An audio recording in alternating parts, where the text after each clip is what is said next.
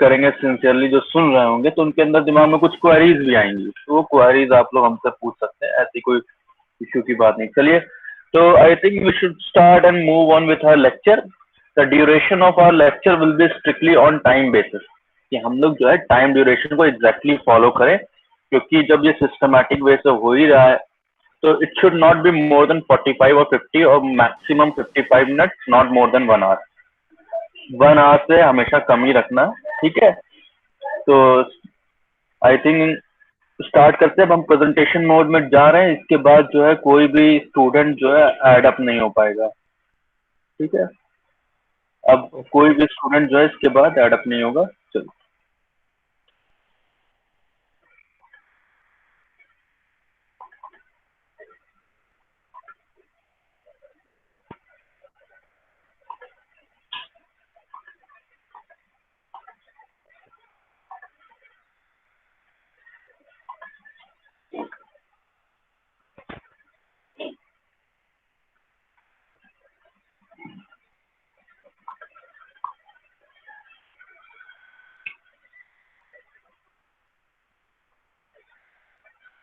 this presentation is visible to everyone?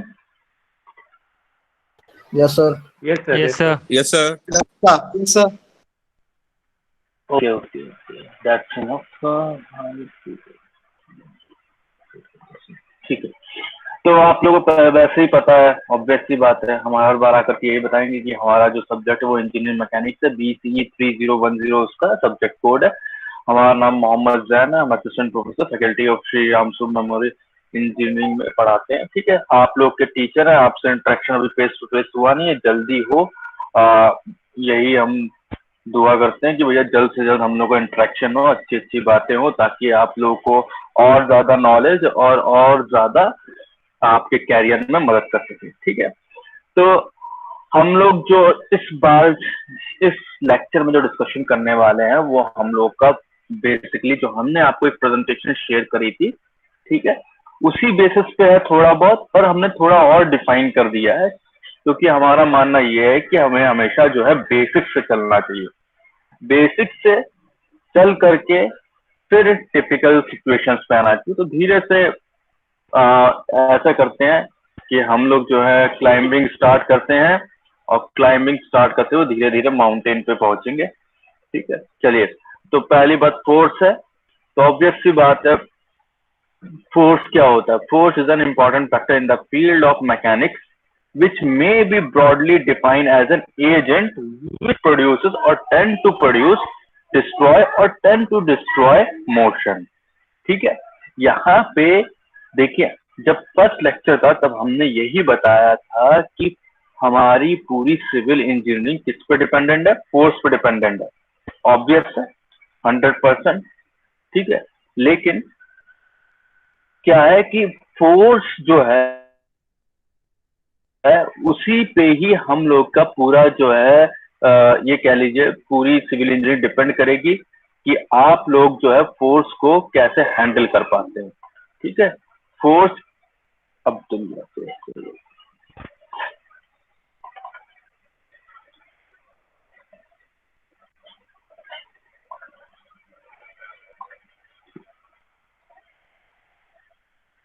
Presentation अब भी visible है? और शशांक बताइए आपसे। Yes sir. ठीक है, चलिए। तो पूरी हम लोग की जो सिविल इंजीनियरिंग है, अगर फोर्स जो है, फोर्स को अगर हम लोग कहीं ना कहीं से जो है वो कर सके, तो जो है हम लोग के फोर्स के ऊपर बहुत ज्यादा डिपेंडेंट रहती है, ठीक है। तो ऑब्वियस सी बात है, ये डेफिनेशन लिखी हुई है, आप लोगों से प्रेजेंटेशन हम शेयर कर लेंगे, अगर जो आप लोग को क्वेरीज रहेगी वो आप पूछ भी सकते हैं। अब देखिए, लड़ाई भी अगर आप लोग करते हैं आपस में, या तो एक फोर्स के थ्रू ही करते हैं, आपकी वॉइस बाहर निकल रही है, तो ये सोचिए जो आवाज जो आ रही है, तो आप एक्चुअल में देखा जाए तो एक हवा बाहर आ रही है और कुछ नहीं हो रही है, उसको जो है साउंड वेव्स में कन्वर्ट किया जा रहा है, तो वो भी एक फोर्स के थ्रू हो रहा है। मतलब कि योर होल वर्ल्ड, पूरा वर्ल्ड जो है, पूरा वर्ल्ड, या कह दीजिए अर्थ, फुल अर्थ जो है वो फोर्स पे ही डिपेंडेंट है, फोर्स पे ही। अब वो देखने के लोगों के तरीके अलग हैं।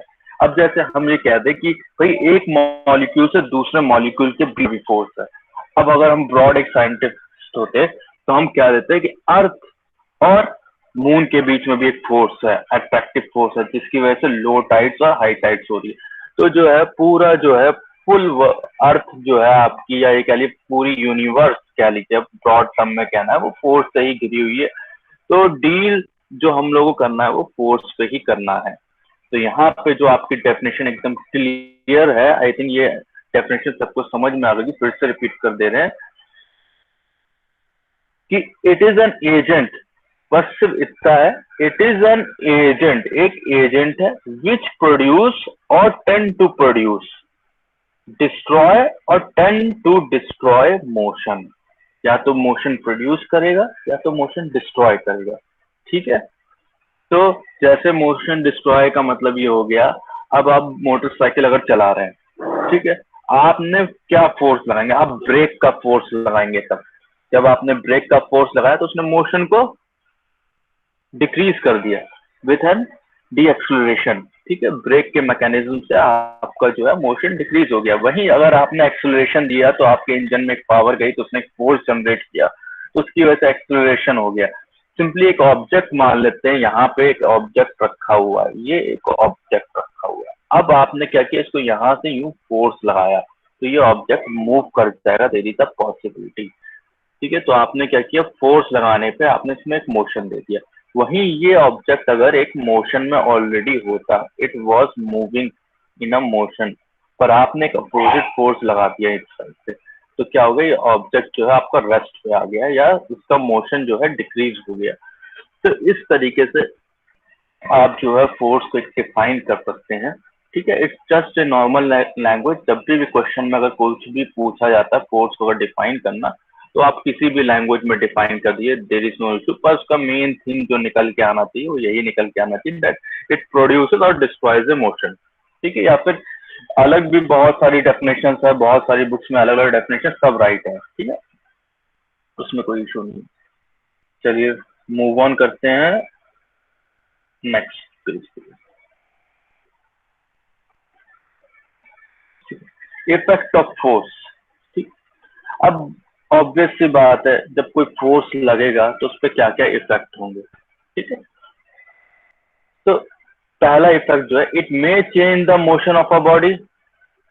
सही बात है, आप किसी भी बॉडी का जो है मोशन चेंज कर सकते हैं। If a body is at rest the force में सर्टेन मोशन, ऑलरेडी जो हम लोगों ने डेफिनेशन में डिस्क्राइब कर चुके हैं already. And if the body is already in motion the force में एक्सिलरेट इट। ठीक है, ऑब्वियस सी बात है, अगर मोशन में है तो अगर उसको एक्सिलरेट करना चाहे एक्सिलरेट कर सकते हैं, अगर डी एक्सिलरेट करना चाहे डी एक्सिलरेट कर सकते हैं। Someone is trying to get entry, लेकिन टाइम ज्यादा हो चुका है, रहने दीजिए। चलिए कर लीजिए, डिस्टर्बेंस ज्यादा हो जाता है ऐसे।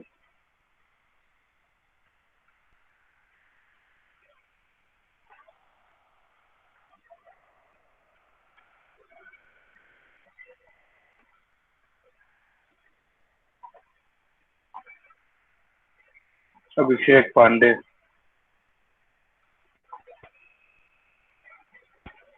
नेक्स्ट टाइम हम टाइम का थोड़ा सा जरा ख्याल रखिएगा आप लोग। ठीक है, चलिए।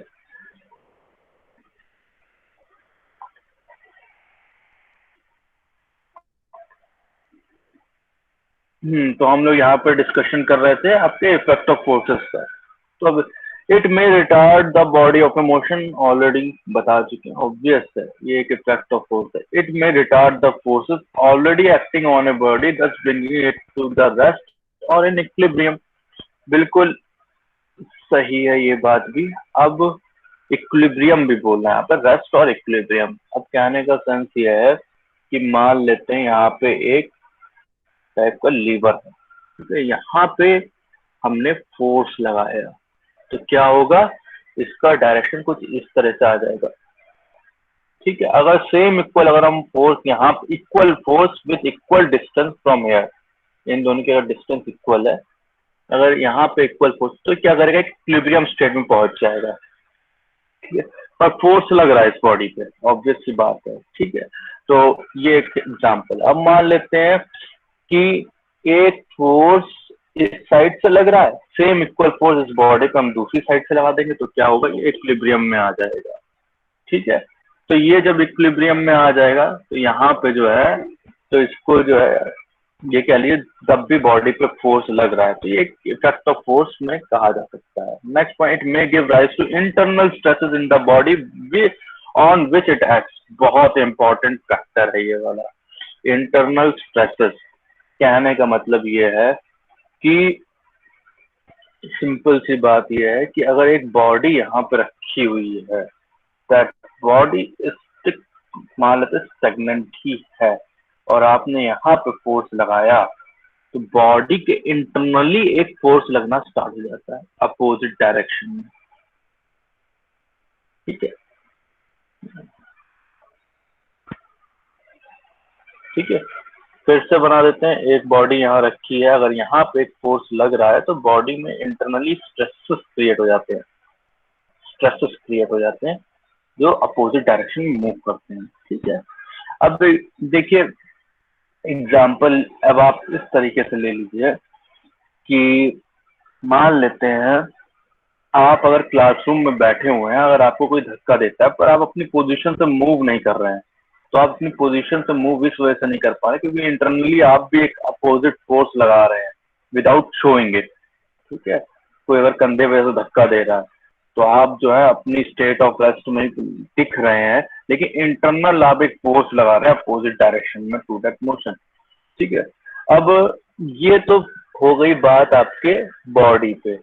यही सेम फैक्ट तो आपकी लाइफ में भी रहता है कि अगर कोई कह दे आपसे कि आपको जो है इस जगह से उस जगह पे जाना है, मीन्स उसे, अगर आप जो आराम से टीवी देख रहे हैं, आपको क्या दे, नहीं आप जो है इस वाले रूम से जाइए, आप दूसरे, अब क्या होगा कि आपके ऊपर एक दूसरे लोग किसी ने फोर्स ये लगाया कि आप जा करके दूसरे रूम में जाइए, पर क्या है कि आपको अपने स्टेट ऑफ इक्विलिब्रियम में ही अच्छा लग रहा है, तो इंटरनल फीलिंग आपकी आएगी नहीं हम नहीं जाएंगे, तो आप वहां से चेंज, तो वो एक इंटरनल आपका स्ट्रक गया, ठीक है। तो ये तो सिर्फ एक लाइफ का हमने एग्जांपल दिया था, पर ये हर एक बॉडी में होता है। अगर किसी भी बॉडी में अगर आप फोर्स लगाएंगे तो उसमें इंटरनल स्ट्रेसेस क्रिएट हो जाते हैं, ठीक है।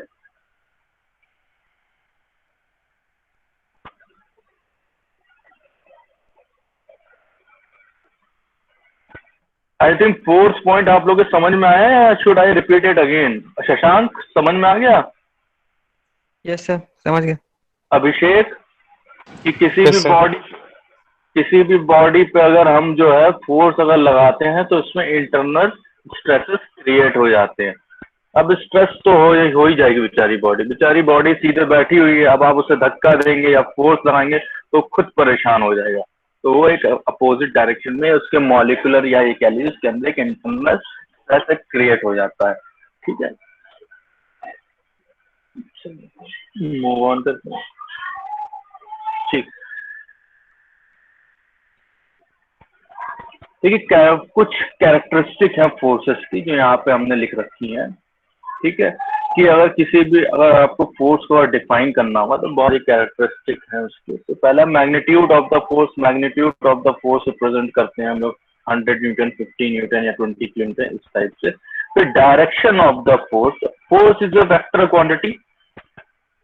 ये बात आप लोगों को पता ही होगी, फोर्स जो है आपका वेक्टर में रहता है हमेशा, because it is direction specific, ठीक है।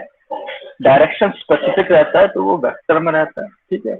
तो हमें ऑब्वियस सी बात है फोर्स का एक डायरेक्शन चाहिए ही होगा, किस डायरेक्शन में आपका फोर्स लग रहा है। मान लेते हैं अगर एक बॉडी आपकी यहाँ पे रखी हुई है, हम इस पे अगर अरे रुक जाइए, wait for just 30 second, actually someone is very much eager to enter the classroom.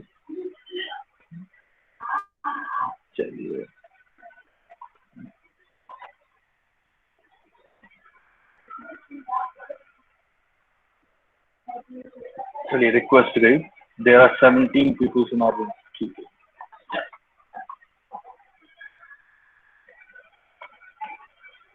ठीक है, तो फोर्स के बारे में बताया था, इट इज अ वेक्टर